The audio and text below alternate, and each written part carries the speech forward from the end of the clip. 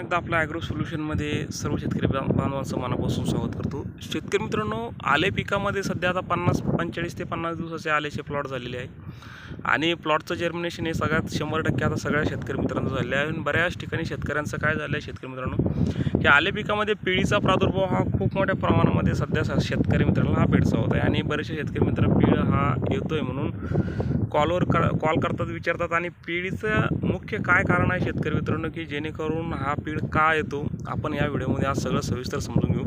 जे नवीन शेतकरी असतील त्यांनी चॅनल सबस्क्राईब करून घ्यावं आणि इतर शेतकऱ्यापर्यंत व्हिडिओ हा शेअर करावा.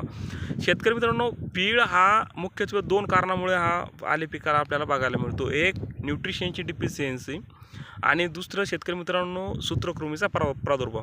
आता न्यूट्रिशनची डिफिशियन्सी म्हणजे काय, की बऱ्याच वेळेस काय होतं की आले पिकाला जर कॅल्शियम या न्यूट्रिशनची जर डिफिशियन्सी असेल किंवा कमतरता असेल तर त्यावेळेस पीळ हा येतो.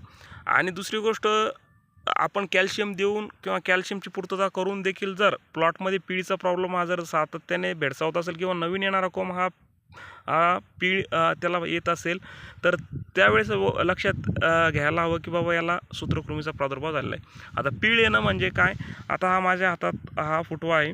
हा फुटवा समजा याला जागीच बेडवरती पान येणं जमिनीवरती आणि त्यानंतर त्याचा फुटवा हा शॉर्ट राहणं आणि आता हे वरचं जे टोक आहे तर हे टोक एकदम बारीक असणं, असं लांब लचक न राहता असं शॉर्ट असणं आणि पान हे एकदम बारीक निघणं. तर या पार्श्वभूमीवर आपण वेळेत लक्षात घ्यायचं की बाबा याला पिळीचा प्रॉब्लेम आहे, म्हणजे पिळीचे हे लक्षण आहे.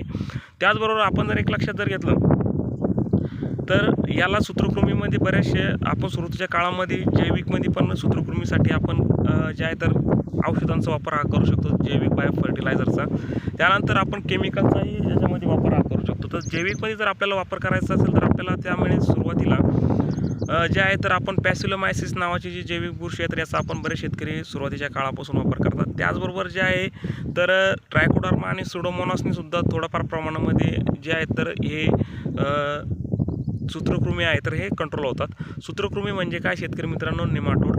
आणि केमिकलमध्ये जर बघायचं झालं तर केमिकलमध्ये आपण याला जे आहे तर कार्बोफ्युरॉन यासारख्या केमिकल ग्रॅन्युल फॉर्म एकरी 5 किलोपर्यंत याचा वापर करू शकतो.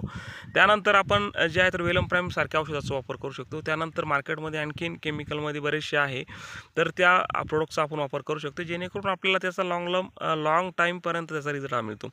जैविकमध्ये खास करून जर म्हणलं तर पॅसिलोमायसिस सूत्रकृमी निमॅटोडसाठी हा जास्त कारगर आहे, जास्त काम करतो.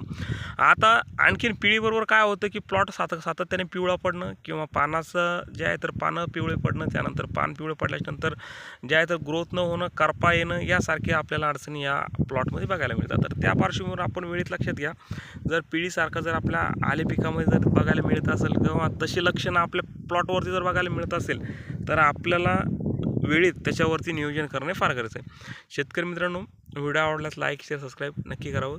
धन्यवाद.